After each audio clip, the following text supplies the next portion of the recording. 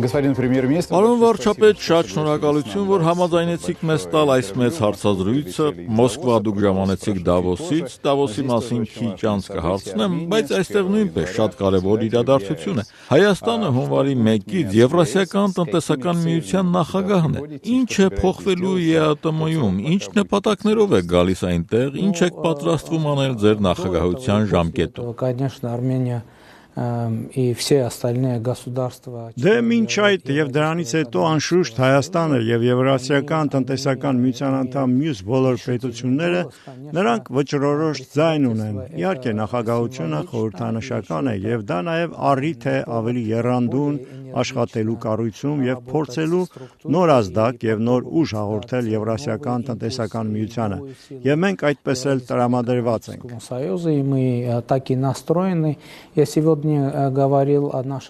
Ես այսօր իմ ելույթում խոսում էի մեր առաջնահերթությունների մասին եւ գլխավորը Եվրասիական տնտեսական միությունում գոյություն ունեցող արգելքների վերացումն է։ Դուք գիտեք, որ ցավոք Եվրասիական տնտեսական հանձնաժողովը հաշվարկել է, որ Եվրազեսի տարածքում ինտեգրման համար գոյություն ունի մոտավորապես 80 արգելք։ Այդ արգելքները կապված են օրենսդրության, կարգավորումների հետ եւ բացի այդ դե յուրե գոյություն ունեցող արգելքներից գոյություն ունեն նաև դե ֆակտո արգելքներ եւ մենք մեր գլխավոր նպատակը կլինի հեռացնել այդ արգելքների առնվազն որոշ մասը։ Իսկ եթե ստացվի բոլոր արգելքները հաղթահարել, դա շատ ավելի լավ կլինի։ Ну, если получится все барьеры преодолеть, это будет очень хорошо. Կա այսպիսի թավշյա հեղափոխություն ԵԱՏՄ-ում։ В пространстве я не очень. ԵԱՏՄ տարածքում այնքան էլ չեն գնահատում, չեն սիրում հեղափոխություն բառը, այնպես որ ես այդ բառը չեմ օգտագործի։ Դուք Մոսկվա եք ժամանել, ինչպես արդեն ասացի, Դավոսի Ես գիտեմ, որ մինչ այդ հայաստանյան առաջնորդները այնքան էլ հաճախ չէին գնում Շվեյցարիա համաժողովին, եւ մինչ Շվեյցարիայում ընթանում էր այդ համաժողովը, դուք հայտարարեցիք այն մասին, որ վերջապես համաձայնություն է ձեռք բերված Գազպրոմի հետ գազի սակագնի վերաբերյալ։ Ինչպես էին ընթանում այդ բանակցությունները, ինչ ժամկետով է ձեռք բերվել այդ համաձայնությունը։ Беспрецедентный факт. Գիտեք, Հայաստանի առաջնորդի մասնակցությունը Դավոսում աննախադեպ փաստ չէ, այնտեղ մասնակցել են եւ Ռոբերտ Քոչարյանը, եւ Սերժ Սարգսյանը, եւ նաեւ այնտեղ եղել է վարչապետ Կարեն Կարապետյանը, այնպես որ դա առաջին անգամը չէ։ Вопроса о цене на газ. Ինչ վերաբերում է գազի գնի հարցին, գիտեք, դա այն հարցերից մեկն է, որոնք շատ զգայուն են Եվրազեսի տարածքում եւ պայմանավորվածություն այն մասին, որ առնվազն 2019 թվականին Հայաստանի սպառողների համար գազի գինը չի փոխվելու եւ այս տարվա ընթացքում մենք կշարունակենք քննարկումները, որպեսզի համաձայնության գանք գազի գնի շուրջ։ Мы продолжим обсуждение, чтобы прийти к согласию по цене на газ. Այսինքն մեկ տարուց հնարավոր է, որ Հայաստանում նույնպես գազի գինը կբարձրանա։ Իսկ ինչու եք դուք այդպես մտածում։ Ես ուսով եմ հակառակը, նվազում կլինի։ Դավոսում դուք հանդիպումներ եք ունեցել օտարերկրյա գործարարների, այլ պետությունների առաջնորդների հետ, հանդիպել եք ռուսաստանյան գործարարների հետ։ Ինչ համաձայնություններ եք ձեռք բերել եւ բերել եք արդյոք Դավոսից ինչ որ կոնկրետ պայմանագրեր Հայաստանի համար։ Не подписываются контракты. Գիտեք, Դավոսում ընդհանուր առմամբ չեն ստորագրվում պայմանագրեր, դա ուղղակի վայր է, որտեղ շատ մարդիկ են հավաքվում, որպեսզի չթրջեն տարբեր պետություններ, տարբեր հանդիպումների համար։ Все они лидеры бизнеса и политические лидеры собираются и Նրանք բոլորը բիզնեսի եւ քաղաքական առաջնորդները հավաքվում են եւ այդ փոքրիկ քաղաքում կազմակերպում են հանդիպումներ։ Ես հանդիպումներ ունեցա թե ռուսաստանյան գործարարների եւ այլ երկրների գործարարների հետ եւ որոշ պետությունների առաջնորդների հետ, եվրոպական եւ ասիական պետությունների ներկայացուցիչների հետ, մասնավորապես ես հանդիպեցի Սինգապուրի փոխվարչապետի հետ։ Я принес оттуда конкретные идеи. Եվ ես այնտեղից բերեցի կոնկրետ գաղափարներ եւ այդ գաղափարները կարիք ունեն հետագա քննարկումների եւ որոշ դեպքերում մենք այժմ նաեւ պետք է գտնենք կոնկրետ գործընկերների հայաստանյան եւ ռուսաստանյան գործարանների թվում կամ այլ երկրներից գործարանների, քանի որ կան որոշ լավ գաղափարներ, որոնք из других стран, потому что есть некоторые очень хорошие идеи, которые Իսկ ինչ գաղափարներ են դրանք։ Например, у нас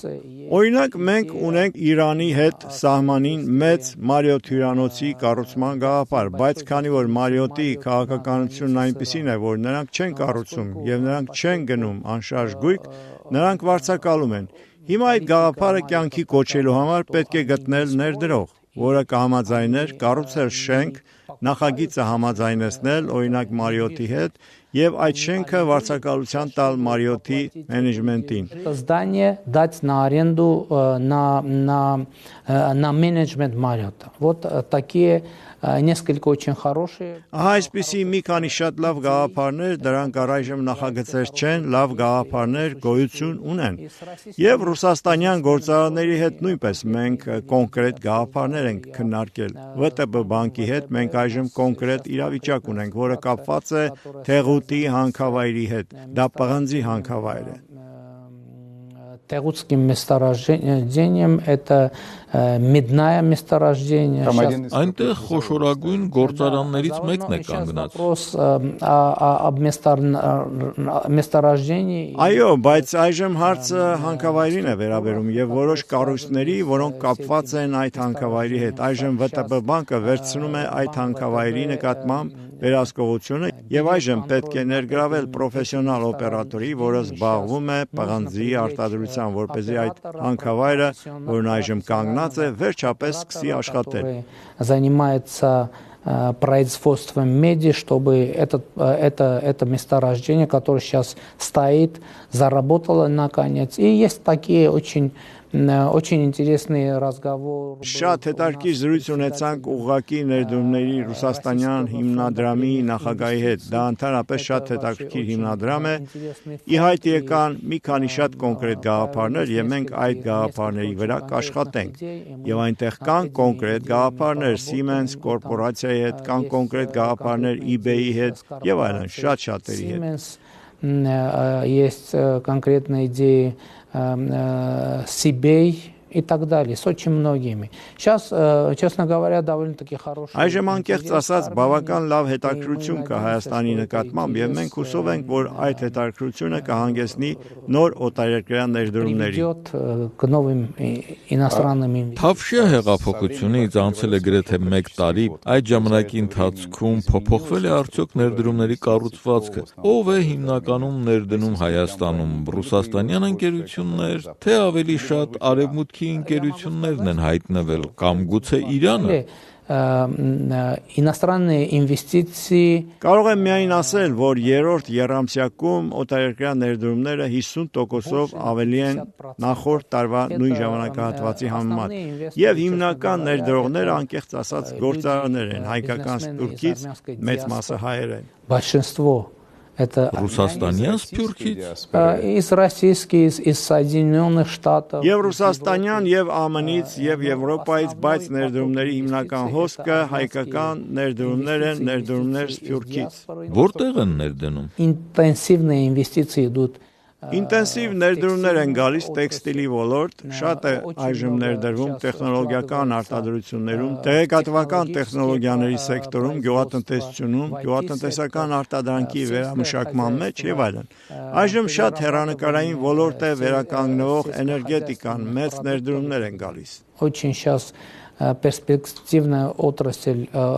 восстанавливающаяся энергетика, это большие. Մեկ տարուց մի փոքր պակաս ժամանակ առաջ RBK-ն ձեզնից հարցազրույց վերցրեց, դուք հայտարարեցիք, որ ձեր գլխավոր նպատակներից է հաղթանակը մենաշնորհների նկատմամբ, մասնավորապես առևտրում։ Հաջողվեց հաղթել եւ եթե այո, ինչի հաշվին, ինչպես դա արեցիք։ Да, конечно, удалось победить, потому что сейчас. Այո, իհարկե հաջողվեց հաղթել, որովհետև այժմ մեզ մոտ չկա որևէ խոչընդոտ շուկայի հասանելիության առումով, այսինքն բոլոր գործարանների, բոլոր մարդկանց համար հասանելիությունը նույնն է հնարավորությունների առումով, քաղաքական հնարավորությունների առումով, ինչպես եւ մյուս։ Այդ իսկ պատճառով մենք ասում ենք, որ մեզ հաջողվեց արմատախիլ անել Հայաստանից մենաշնորհները։ Поэтому мы говорим, что нам удалось искоренить из Армении монополии. Что это значит? Это не значит, что Ինչ է դա նշանակում։ Դա չի նշանակում, որ ինչ որ մեկը դադարել է ինչ որ բանի առևտրով զբաղվել, դա նշանակում է, որ այլոք նույնպես կարող են մտնել այդ շուկաներ։ Նախկինում այդպիսի հնարավորություններ չկային։ Այժմ այդ հնարավորությունները կան եւ այդ հնարավորությունները ոչ միայն գոյություն ունեն, այլ նաեւ երաշխավորված են։ Հենց այդ մենաշնորհները, որոնք գոյություն ունեին, սովորել են, չէ՞, խաղի որոշակի կանոնների եւ շատ տարիներ դրանք գոյություն են ունեցել հենց այդ կանոններով։ Այդ դեպքում ինչի հաշվին հաջողվեց փոփոխել այդ կանոնները։ Այն բանի հաշվին, որ այժմ կա միայն մեկ կանոն, եւ այդ կանոնը օրենքն է, եւ օրենքը նույնն է բոլորի համար։ Ինչ է, բոլորն ասացին, այո, իհարկե, համաձայն ենք պահպանել օրենքը։ Գիտեք, երբ ես դարձա վարչապետ, հավաքեցի գործարաններին եւ ասացի, որ բարեկամներ, այս պահից դուք չունեք որևէ կոռուպցիոն պարտավորություն։ Վերջ։ Դրանով ամեն ինչ ասված է, այսինքն ոչ ոք, ոչ ոքի պարտավոր չէ ոչինչ վճարել։ Միակ պարտավորությունն է աշխատել օրենքով եւ վճարել հարկերը, վերջ։ Работать по закону и платить налоги. Всё. Если это Եթե այդ պայմանը պահպանված է, նշանակում է որևէ խնդիր որևէ մեկի հետ չկա։ Եվ բոլորը ամեն ինչ հասկացան առաջին իսկ խոսակցությունից, ոչ ոք երբեք չի փորձել ձեզ կաշառք տալ կամ ինչ-որ բան առաջարկել։ Իհարկե, ինչ որ պահից ես զգացի, որ կարող են լինել նվերներ, անելու փորձեր եւ այլն եւ այլն։ Ես ուղղակի արգելեցի իմ թիկնազորին եւ ասացի, որ ոչ ոք չպետք է հնարավորություն ունենա իմ կաբինետ բերել փաստաթղթերից բացի որևէ այլ բան։ Եվ այդ կանոնը, այդ պայմանը խստիվ պահպանվում է։ Войти привести в мой кабинет что-то другое, кроме документов. И этот канон, это условие строго соблюдается. Հիմա շատ մոդայիկ է ամենտեղ ասել Արևմտյան Եվրոպայում, ԱՄՆ-ում, Ուկրաինայում այն մասին, որ մեզ պետք է նվազեցնել էներգետիկ կախվածությունը Ռուսաստանից։ Պատրաստվում է արդյոք Հայաստանը գնալ այդ ճանապարհով եւ պետք է արդյոք Հայաստանին նվազեցնել էներգետիկ կախվածությունը Ռուսաստանից։ Իսկ ինչ է նշանակում էներգետիկ կախվածությունը Ռուսաստանից։ Դա նշանակում է, որ օրինակ մենք կառուցում ենք հյուսիսային հոսք երկուսը եւ Վաշինգտոնն ասում է Եվրոպա, ձեզ պետք չի հյուսիսային հոսքի երկուսը, քանի որ այդ ժամանակ դուք ամբողջությամբ կախման տակ կլինեք Ռուսաստանից։ Ցավոք այժմ Հայաստանում չի կառուցում հյուսիսային հոսք երկուս։ Մենք շահագրգռված ենք, որ մեր երկրում նույնպես կառուցվի ինչ որ տարանցիկ հողովակաշար, որը տեղափոխել օրինակ գազը կամ նավթը A կետից B կետը։ Այդ պատճառով մենք շատ շահագրգռված ենք նման նախագծերով։ С точки А в точку Б, поэтому мы очень заинтересованы такими проектами. Թավշյա հեղափոխության ժամանակ դուք ասում եք, որ ձեզ դուր չի գալիս, ինչպես են Հայաստանին վերաբերում տարբեր կազմակերպություններում, ՀԱՊԿ-ում եւ հետո դուք Ալեքսանդր Լուկաշենկոյի հետ նույնիսկ կոնֆլիկտ եղավ։ Այո, ասել եմ, բայց ես կոնֆլիկտ չէի անվանի դա կոնֆլիկտ չէ։ Բանավեճ, այդպես անվանենք ուրեմն։ Я сказал бы, что Ես կասեի, որ ՀԱՊԿ-ի համար շատ կարևոր հարցերի քննարկում է, հասկանում եք, դա քննարկում է ՀԱՊԿ-ի էության մասին, ինչ է ՀԱՊԿ-ը, ինչ է իրենից ներկայացնում, ինչ պարտավորություններ ունեն երկրները կազմակերպության առջև, կազմակերպությունը երկրների առջև եւ ինչ պարտավորություններ ունեն դաշնակից երկրները մեկը մյուսի հանդեպ։ Դա շատ կարևոր խոսակցություն է։ И какие обязательства имеют союзнические страны друг перед другом. Это очень важный разговор. Ձեզ լսեցին այս գրեթե մեկ տարվա ընթացքում։ Մենք ասում ենք այդ խոսակցությունը շարունակվում է։ Можете ли вы сказать, что вы сейчас как Իսկ կարող եք ասել, որ դուք այժմ որպես Հայաստանի առաջնորդ զգում եք, որ վերաբերմունքը Հայաստանի նկատմամբ այդ կազմակերպությունում փոխվել է եւ Հայաստանի ձայնը ավելի ծանրակշիռ է դարձել։ Я могу точно сказать, что Ես կարող եմ հստակ ասել, որ Հայաստանի ձայնը ավելի լսելի է դարձել, հա? Եվ ես կարծում եմ, որ գնում է շատ կառուցողական գործընթաց։ Ամսվա ընթացքում ահա այժմ դուք խոստացել եք հրապարակել կառավարության նոր կառուցվածքը։ Ինչ փոփոխությունների սպասել Հայաստանում։ Գիտեք, հարցը կառավարության աշխատանքի արդյունավետության բարձրացումն է, որովհետև ակնհայտ է, որ ներկայիս կառուցվածքը ֆունկցիոնալ առումով այնքան էլ արդյունավետ չէ։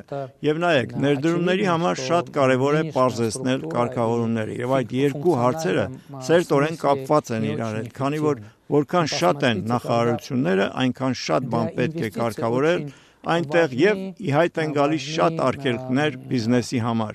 Настолько много чего нужно урегулировать там и появляются очень много барьеров для бизнеса. Նախարարությունների կրճատում լինելու։ Сокращение министерств будет, и мы надеемся, что в итоге этого Այո, նախարարությունների կրճատում լինելու է, եւ մենք հուսով ենք, որ դրա արդյունքում կկրճատվի նաեւ կարգավորումների թիվը, այն կարգավորումների, որոնք իրականում պետք չեն, դրանք օգտակար չեն, այսինքն թողնել իրապես այն կարգավորումները, որոնց կարիքը պետությունը իրականում ունի, եւ այն կարգավորումները, որոնք իրապես օգտակար են։ Государство реально нуждается и тех регулировок, которые реально полезны.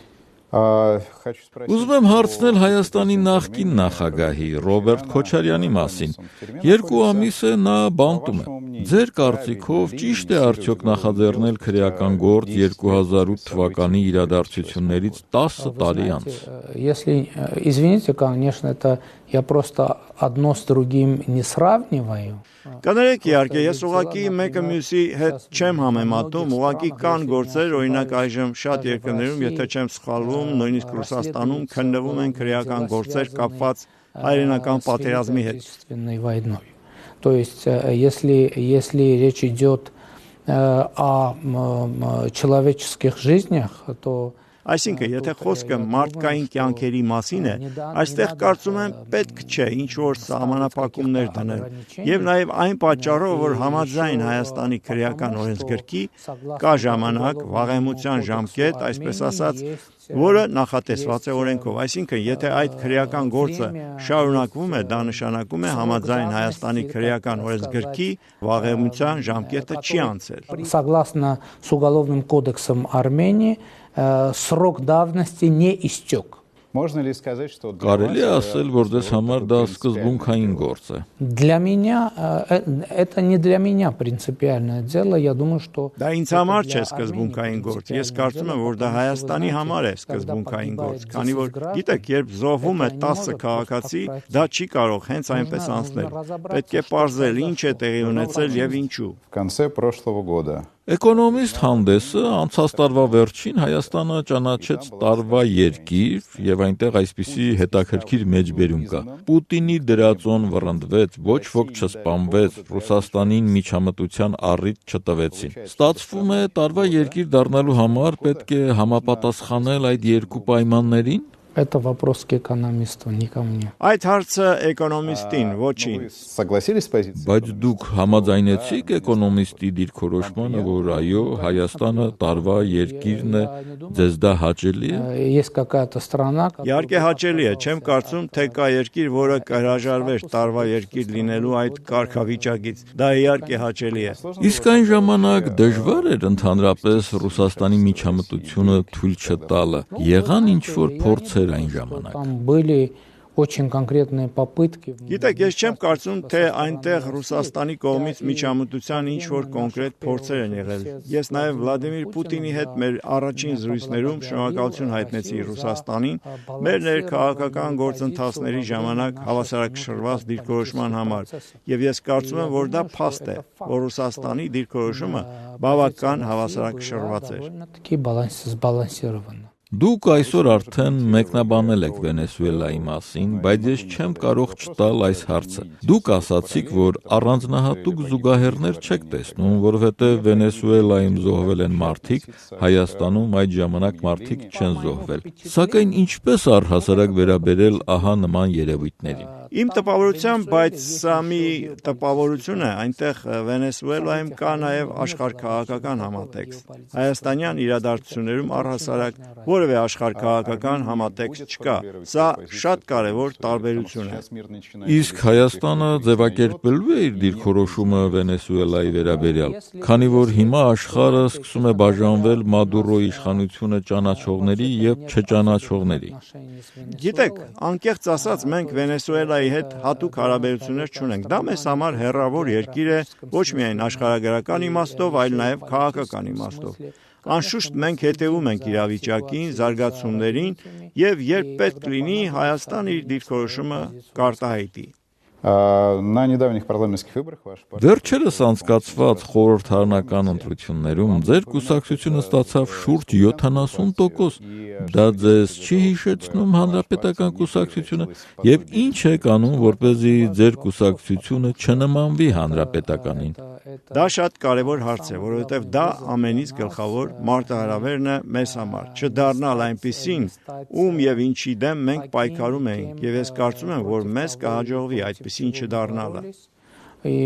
Я думаю, что нам удастся не стать таким. А некоторые говорят, не знаю. Իսկ ոմանք ասում են, չգիտեմ, ճիշտ է թե ոչ, թե իբր Հայաստանում այժմ հետապնդում են հանրապետական կուսակցության բոլոր կողմնակիցներին, տարբեր պաշտոններից ազատում են համակիրներին,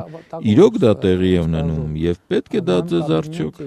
Ես այսպես ձեզ կասեմ, իմ կաբինետում կա նախարար, որը նախարար էր դեռևս նաեւ Սերժ Սարգսյանի կաբինետում։